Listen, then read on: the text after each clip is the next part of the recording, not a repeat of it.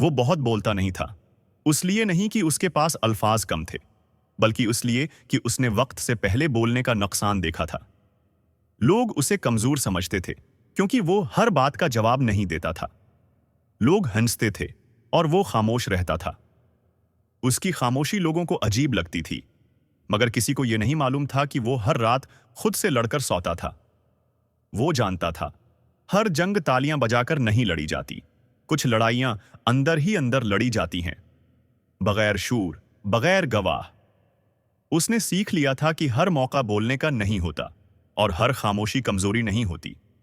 وقت گزرتا رہا، لوگ آگے بڑھتے رہے، اور وہ اپنی جگہ ڈٹا رہا۔ پھر ایک دن وہی لوگ رک گئے جو اس پر ہنستے تھے، اور وہ آگے نکل گیا جو خاموش تھا۔ لوگوں نے کہا، یہ تو اچانک بدل گیا، مگر حقیقت یہ تھی، وہ بدلا نہیں تھا، وہ تیار ہو گیا تھا۔ سبق یہ ہے، جو شور نہیں کرتا، وقت اسی کے لیے بولتا ہے۔ خاموش رہو، تمہارا وقت بھی آئے گا۔